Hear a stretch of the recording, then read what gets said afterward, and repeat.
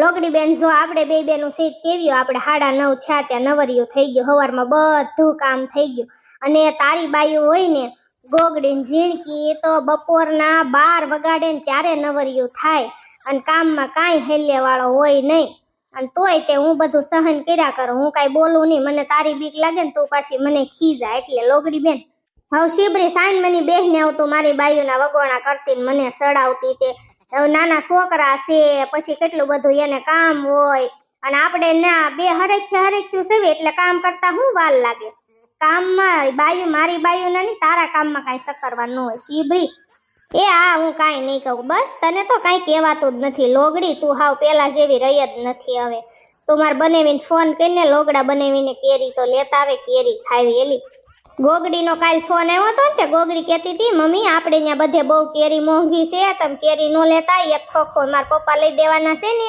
એક ખોખો અહીંથી લાવવાની છો અહીં કેટલી બધી મોંઘી છે કાંઈ કેરી ન ખવાય ત્યાંથી ગોગડી લેતા આવશે ને પછી શિબરી તું ખાધા કરજે મારી બેન જડતી નથી નકર હું મિનિટ રવ એવી નથી અને આ શિબરીનું મોઢું તો મારે જોવું ને એનું જડબું તો જોવું ને પણ મારી બેન જડી જાય ને તો હું મારી ગોગડી પાસે વહી જાઉં એને લઈ હવે જ મારે વયું જ જવું જોશે મને અહીંયા જરાય ગમતું નથી એક મિનિટ નથી ટકવું મારે વયું જવું છે હું ગોગડીને હમણાં ફોન કરી જાઉં હું કરતીશ મારી ગોગડી અને આજ તો બિચારીમાં લંગુ ઘણું ખરું કામ કરાવતી ગઈ હવારમાં કામ નથી કરાવતી ગઈ એટલે નવરિયું થઈ ગયું છે બિચારી તેમાં ઈ તો હું ભૂલી જ ગઈ કે લંગુ બધું કામ કરીને લંગુએ કચરા વાળી દીધા પોતા કરી દીધા અને શિબરી તે બેઠી બેઠી સાના નાસ્તાના ઠોસરા ઉટક્યા અને કપડા મશીનમાં નાખ્યા તો નવરિયું થઈ જ જાય ને હું શિબરી તુંય તે હવે કાલ ખબર પડે લે કાલ તું કેવીક નવરી થઈ જશો 9:30 હું કાંઈ નહીં કરું જો તું બધું કરસ કે નહીં શિબરી મને પણ ગોગડીને ઘરે જવાનો રસ્તો યાદ નથી અને કઈક વાહન જાતું હોય ને તો લાય બસ સ્ટેન્ડે જાવ ને ગોગડીના પિયરમાં વહી જાવ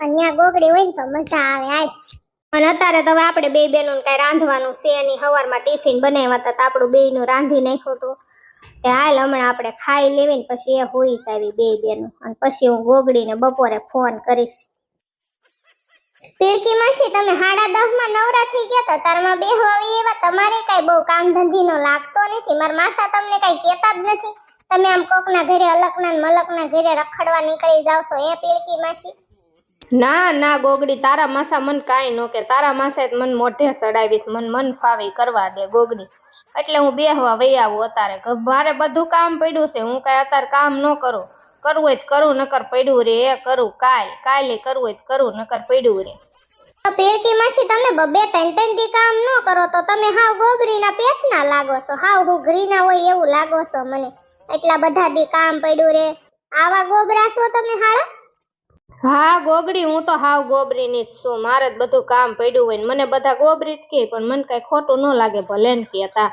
મને તો છે ને ઇન્સ્ટાગ્રામમાં રીલ ને એવું બધું જોવું ગમે અને ખાવું ગમે તાર મમ્મી બિચાર રાંધે તે હું ખાઈ જાઉં પરબારું મમ્મી જોવો તો તમે પછી તમે એમ મને ખીજાવશો તું ઝીણકી આરે બાધસ પણ હવારની આ પીળકી માસીને ઘરે વહી ગઈ હતી નામ જેના ઝટિયા કરીને આવી પીળકી માસી આરે રહીને એવા પીળા હળદર સોપડીને આવી માથામાં મમ્મી આવડિયા જોવો તો પછી મને દાઈજ નો સડે પછી તમે બધા મને ખીજાવ મારા પપ્પાએ મને ખીજાય અને તમે મને ખીજાવ ઝીણકી પછી મને એમ કે ગોગડી બેન તું મને નકરી ટોક કર પણ આમાં હાસુ કહું એટલે ખોટું લાગે મમ્મી આમ જોવો તો આવા જીથરા કર્યા ભૂંડીની નો લાગે આમ પછી અમાર હાહરે જાય પછી બધા વાતો નો કરે મમ્મી જોવો તો આ વાંદરી કેવી ભૂંડીની લાગે અને પીળકી માસી તમે તો ગઢા આખા છો તમે તો પીળા વાળ કરીને રખડો છો ઝીણકીને હું કામ બગાડો છો મેં કઈ ઝીણકીને હમ નહોતા દીધા હું તો ત્યાં ઓલા વાળ ઓલા કરતી હતી પીળા તા તો એ આવી કે મારે આવા કરવા માસી પછી મેં કરી દીધા મારે તમથી પાર્લર છે ઘરનું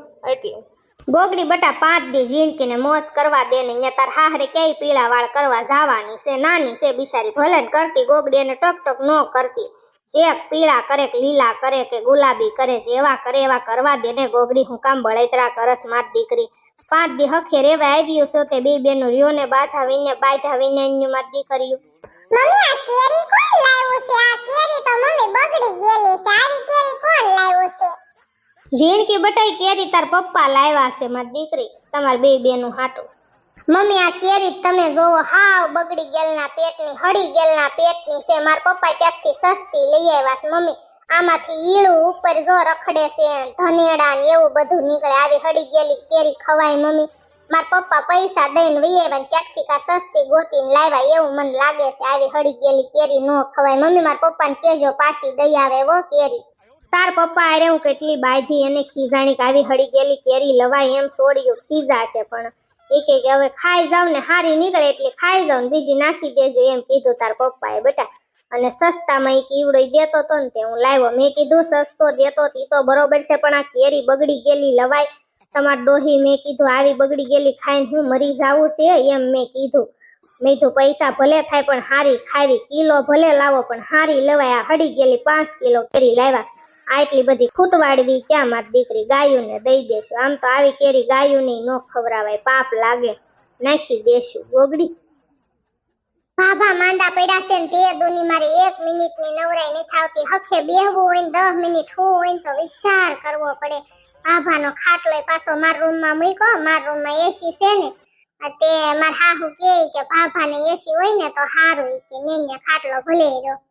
હવે લાવ્યો ગોગડી ભાભીને ફોન કરું, એટલી દુખી છું ને કોઠો ઠલવી નાખો. લાય હાલો ગોગડી ભાભી, શું કરો છો તમે? તમારા મમ્મી ને પપ્પા ને બધા શું કરે? છોકલો ભાઈ બધા મજામાં ને?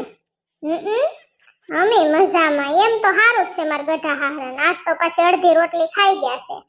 ને 1 ગ્લાસ પાણી પીધું. દવાખાને લઈ ગયા તા. ડોક્ટર કે એમ તો ભાભાને કાઈ વાંધો નથી એમ કીધું. ગોગડી ભાભી મારા રૂમમાં જ ખાટલો છે ભાભાનો. મારા રૂમમાં એસી છે ને એટલે ઈ કે મારા હાહુની કે તારા રૂમમાં ભલે લંગુ ખાટલો રહ્યો એમ. અરે ગોગડી ભાભી હું નવરી જ નથી થાતી. આખો દી કામ જ નથી ખૂટતું. ઓસામ પૂરી ઉરમે એટલી કંદડે છે, કાંઈ કામ નથી કરાવતી. 1 ખળીના 2 કટકા. ગોગડી ભાભી આખા ઘરનો ઢહડો મારી માથે. બોલો ટીપલી ફઈ કાંઈ નથી બહુ કરાવતા. ટીપલી ફઈ ખાલી રંધાવે. અને મારા હાહુ તમને ખબર જ છે ને મારા ભાભી, એ મને કાંઈ નથી કરાવતા એમ. ગોગડી ભાભી હું કેટલી કંટાળી ગઈ છું. મને એમ થાય કે ન્યા વૈયા ઉતાર મમ્મીને ઘરે, પણ અમારા ગઢા હારા માંદા છે ને કેમ આવું? એમ તો કાંઈ રોયાને વાંધો નથી, નકરી સલેમું ફૂંકા કરે. અને આજ તો અડધી રોટલી હોતન ખાઈ ગયા. ચાકમાં સોળી દીધું ને તે ખાઈ ગયા. વાટકો ભરીને દૂધ પી ગયા અને અડધો ગ્લાસ પાણી પી ગયા. હવે કાંઈ નહીં થાય. હારું હમણાં આમ તો જીવી જાય ને તો ઉરમના લગ્ન જોતા જાય ને એમ બધા વાતો કરતા તમારા હાહુની. હા એ તમારા ભાઈ નથી તો બહાર ગયા ને કામ હતું ને તેમ. ઠીક તે તું અહીંયા આલ ને ગોગડી ભાભી, તું ને ઝીણકી બે તે પછી આવજો. હા તે વાંધો નહીં. હમણાં મમ્મીને ફોન કર્યો તો રહોડામાં હતી ને ત્યારે શિબરી માસીન બે ઘરે હતા અને ખબર બધા પૂછ્યા મારો ભત્રીજો શું કરે. ઠીક તો હારું લે. અમે બધા મજામાં, પણ ગોગડી ભાભી કામ જ નથી ખૂટતું. મારે શું કરવું? મને તો ઈ જ થાય છે. હું આખો દી કેટલી થાકી જાઉં. 10 મિનિટ હું હોય ને તો વિચાર કરવો પડે.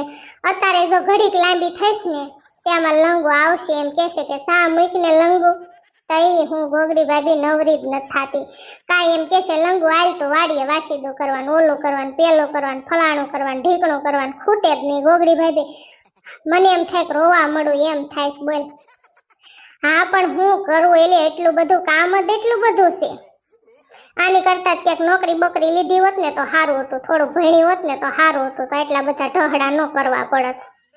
તઈ હું આ રાખતા છે શીકણીના પેટના છે મારા હાહરિયા. બધા કામ વાળી થોડા રાખે બાપા.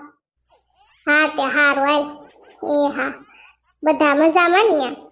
હા તે પછી પાછી કરજે હો. એ હારું હાલ મૂકું હો ગોગડી ભાભી.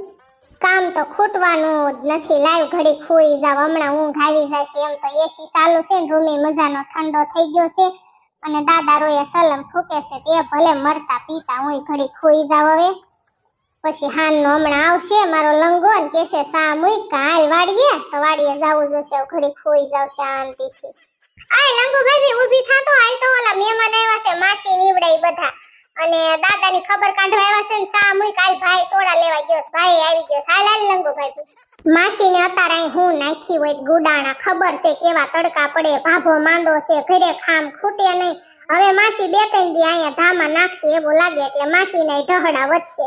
મારી તો કઠણાઈ જ છે બીજી ભાઈની. પૂરમ બેન તમે જાવ હાલો આવો હો.